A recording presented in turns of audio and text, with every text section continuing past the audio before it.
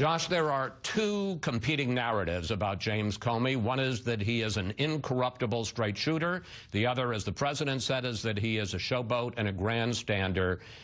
From your point of view, you're a GOP strategist. Did Comey overstep his situation as FBI director, his role, and did he need to go? Yeah, I think there's no question about it, Chris. I think that you'd be hard-pressed to find anyone in public office where there's more bipartisan consensus about whether or not they were the best person to lead the department.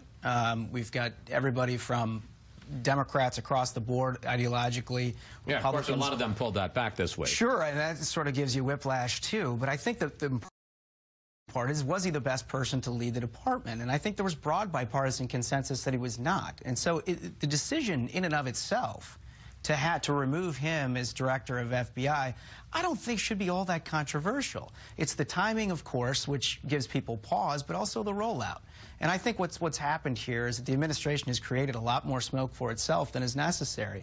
The investigation that Director Comey and the FBI are undertaking goes on. The idea that in 2017 you can somehow bury an FBI investigation by firing the director is laughable at best. And there's two other separate congressional investigations that are happening simultaneously. So we're going to get to the bottom of this regardless of whether Director Comey is at the FBI or not. If you wonder what we talk about during the commercials, Josh Holmes is really very close to Mitch McConnell.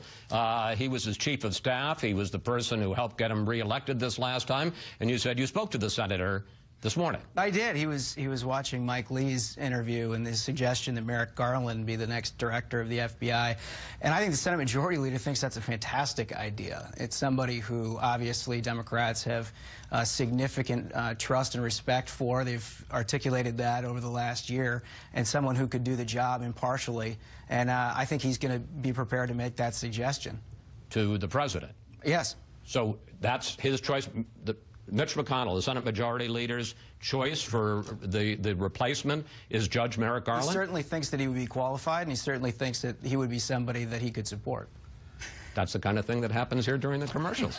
Panel, we have to take a break up on your comment about the president's agenda, Josh, because as I discussed with the two senators, the president's agenda seemed to be finally gaining some momentum with House passage of repeal and replace, Senate working on that, talk about tax reform, other issues.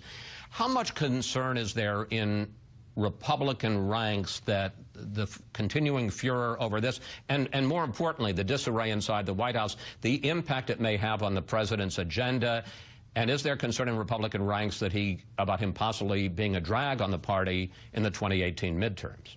Well, look, I think in terms of his agenda, it's the one piece that almost every Republican from, in the Senate, from Susan Collins to Rand Paul, think we ought to be focused like a laser on. And as long as the president and his administration stays focused on it, all of the Republicans on Capitol Hill seem very content for that. The question is whether or not all of this distraction actually weighs it down.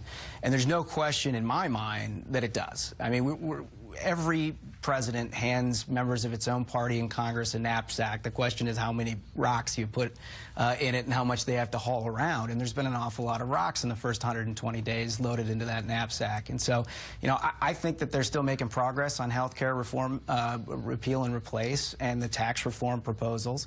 And they obviously confirmed Justice Gorsuch, which for many Republicans is sort of the biggest thing you can accomplish in an administration. So on the agenda, they're still focused like a laser, but there's no question the political distractions are a problem. Bob, a big part of